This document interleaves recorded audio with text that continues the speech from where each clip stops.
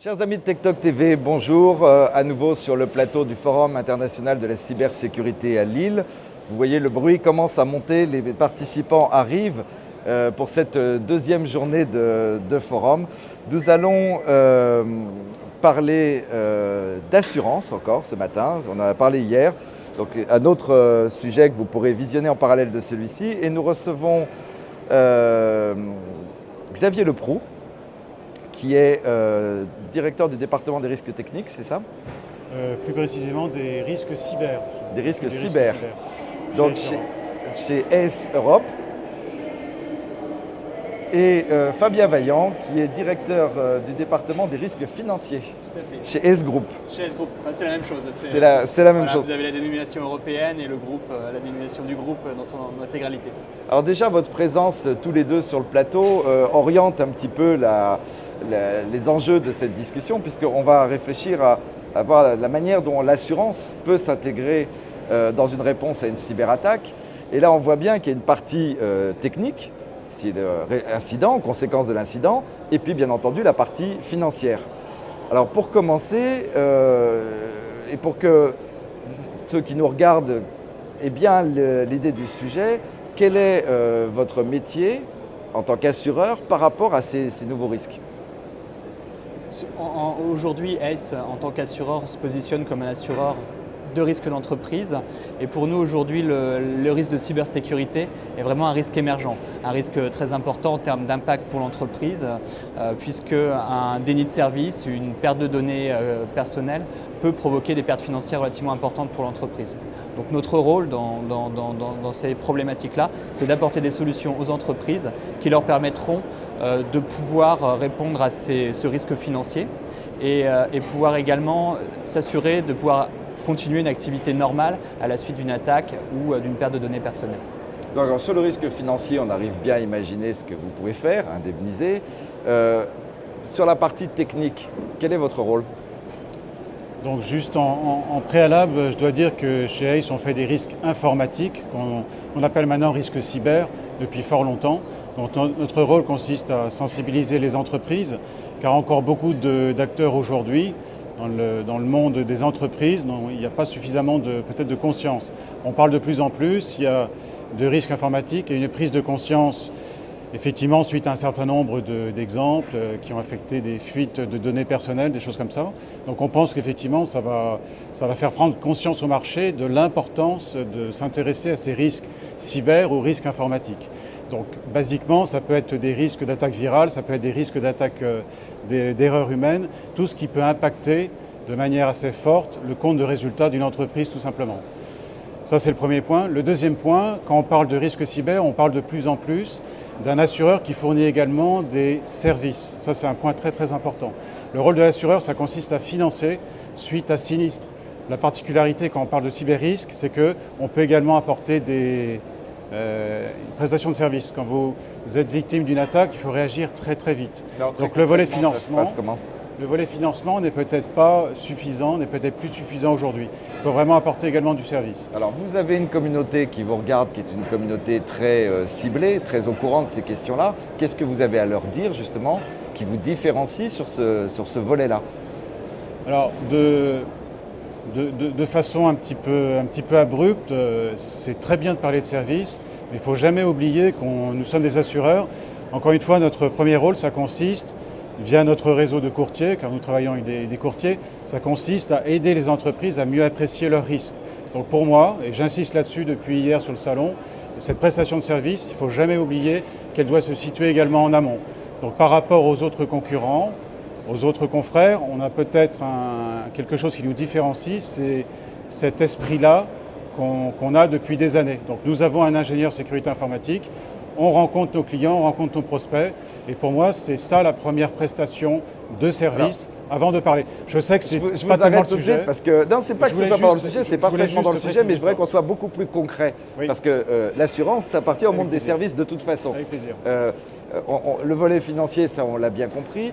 Donc votre accompagnement en termes de services intervient en amont. C'est du partage d'expertise, c'est des audits, vous fournissez des experts. Comment ça se passe? C'est ça tout à fait. Je pense qu'en amont, on intervient pour aider le client aussi à apprécier le risque et la politique de sécurité et la politique informatique qu'il a pu mettre en place au sein de sa société. Et très concrètement, donc on va l'évaluer. L'ingénieur prévention, comme le mentionnait Xavier Leproux, c'est du scoring, intervient. Oui, alors on va partir d'une méthode on va partir de la base d'un questionnaire et au fur et à mesure, on va évaluer la sécurité, le niveau de sécurité informatique de l'entreprise et sa maturité. Et on va pouvoir après échanger avec le client sur concrètement la façon dont il gère ses hébergements de données, la façon dont il va gérer également sa sécurité informatique d'une manière générale. Donc, alors, du coup, vous devez être extrêmement courtisé par les éditeurs de solutions de sécurité parce que vous faites de la préconisation après. Alors, Xavier, peut-être tu veux répondre. C'est une question piège, mais on est là aussi pour se parler vrai. Je vais rebondir là-dessus pour compléter ce que vient de dire Fabien Vaillant. En fait, on a deux approches. Soit on visite directement soit nos clients, soit nos prospects, soit on travaille sur la base d'un questionnaire. On a 7 critères. Il y a un critère physique qui va plutôt concerner la façon dont est protégée la salle informatique, typiquement, ou l'hébergement à l'extérieur. Et on a 6 critères plus logiques. Donc comment est-ce que vous protégez vos systèmes d'information, votre politique antivirale, etc., etc.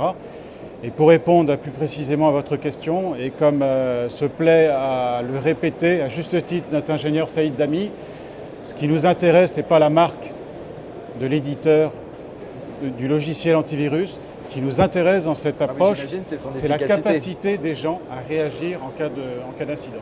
Donc est-ce que ces gens ont envisagé tel ou tel scénario? Vous faites de la formation pour vos clients?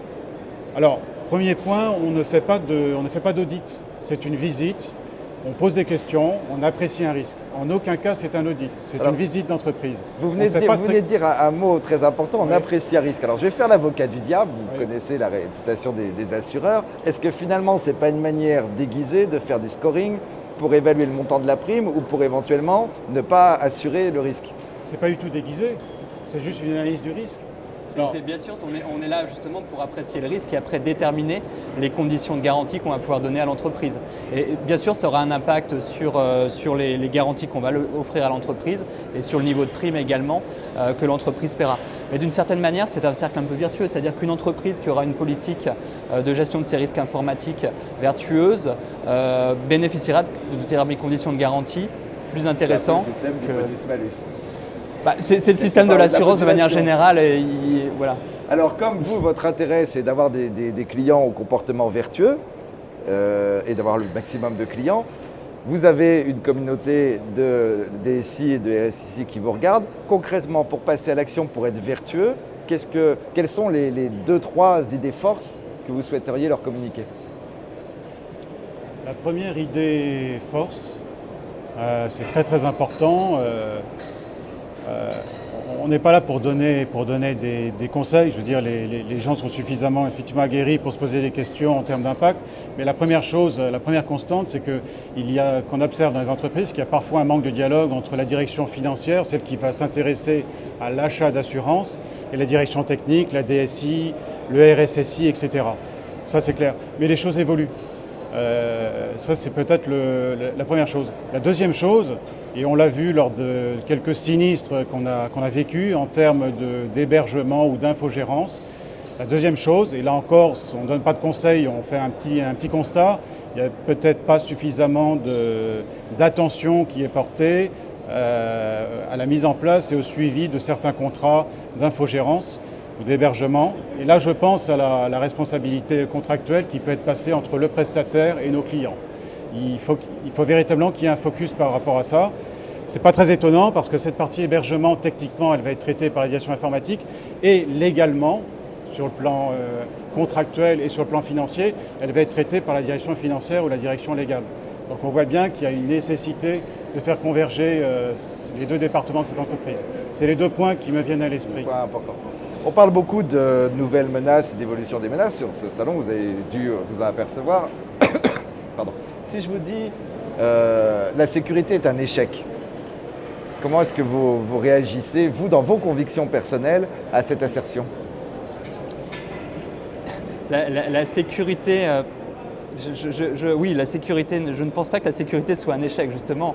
La sécurité est là pour permettre de prévenir la survenance d'un certain nombre de situations. Mais la sécurité ne peut pas tout non plus, notamment en matière informatique. Aujourd'hui, ce qui est très clair, c'est que la sécurité ne peut pas tout apporter. Donc ce qui fait qu'aujourd'hui, on est dans une situation où la sécurité est plus que nécessaire, puisque une entreprise, d'une manière générale, doit se protéger contre les risques qui peuvent survenir. C'est ce qu'on demande à l'entreprise, c'est ce qu'on demande à ses dirigeants, quelle que soit la typologie du risque.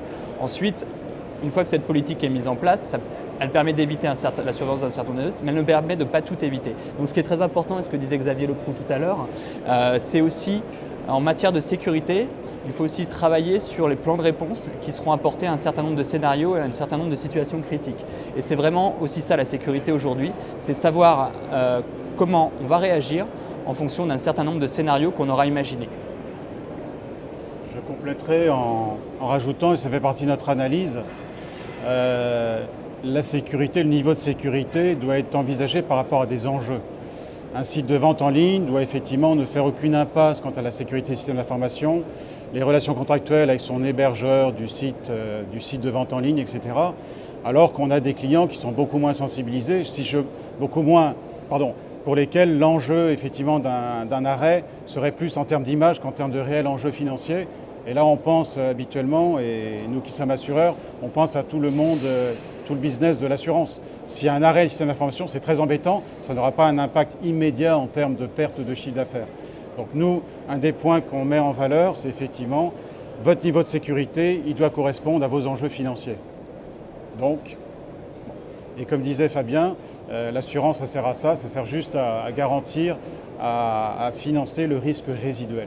Et le risque résiduel, il existera toujours. Ce qui est très bien, c'est que vous n'êtes pas tombé dans le piège, parce que vous auriez pu me dire effectivement c'est un échec, c'est la raison pour laquelle nous, les assureurs, nous sommes là. Mais justement, dernière question, parce que j'imagine que c'est aussi dans vos réflexions, c'est difficile sur le plan financier à évaluer, mais finalement, un des impacts financiers importants d'une attaque, d'une cyberattaque, c'est l'impact sur la notoriété et la perte de confiance d'une entreprise. Est-ce que c'est quelque chose que vous assurez déjà? Est-ce que vous réfléchissez à l'assurer ou est-ce que c'est totalement impossible? Alors c'est une très bonne question et je crois que là vous touchez du doigt un des risques les plus immatériels et les plus difficiles à cerner et à assurer d'une manière générale. Le risque de réputation est clairement un risque très important en matière de cybersécurité, puisqu'aujourd'hui, on voit très bien les inquiétudes des consommateurs, des régulateurs, des États concernant la cybersécurité est très forte. Et les attentes des consommateurs en termes de sécurité informatique sont très fortes également. Et vont rejaillir forcément sur la réputation d'une entreprise lorsque la connaissance d'une divulgation de données personnelles, par exemple, va être faite. Donc aujourd'hui, mesurer ce risque-là, d'une certaine manière, de l'anticiper, c'est très difficile parce qu'on ne sait pas exactement quel sera l'impact, parce que une divulgation de données ou une faille dans la sécurité informatique peut prendre différentes formes. Mais ce qui est sûr, c'est qu'aujourd'hui, en termes d'assurance, on n'a pas de produit permettant de couvrir les pertes qui pourraient être liées à un risque d'image ou un risque de réputation, parce qu'il est très difficile à évaluer d'un point de vue financier. C'est d'ailleurs le sens de la question, mais simplement, est-ce que c'est quelque chose auquel vous réfléchissez, parce que là, malheureusement, on doit conclure. Oui, bien sûr. Alors, ce que je vous propose, si vous en êtes d'accord, c'est qu'on se retrouve en plateau pour un talk show consacré vraiment à ce sujet très important, comment appréhender le risque de réputation, parce qu'on sent bien que c'est quelque chose pour lequel aujourd'hui il n'y a pas de solution toute faite. Même si on l'anticipe aujourd'hui, mais c'est vrai que les solutions sont en train d'être construites pour aussi l'évaluer et tous les problèmes. Oui. Donc on aura l'occasion Excusez-moi si je peux juste... Désolé, je vous donne 3 secondes. C'est garanti aujourd'hui dans nos contrats d'assurance, ce qu'on appelle des frais de reconstitution d'image. Voilà, donc c'est garanti aujourd'hui, dans une certaine mesure. Donc vous avez fait un peu de teasing, on a lancé un sujet, c'est parfait. Chers amis internautes, je vous propose d'une part sur le rôle de l'assurance de continuer la conversation sur le site à travers les questions, d'entrer en contact avec nos invités et je vous donne rendez-vous pour parler prochainement de cet enjeu de risque de réputation. Xavier Leproux et Fabien Vaillant, merci de votre participation et à très bientôt. À bientôt. Merci, à bientôt.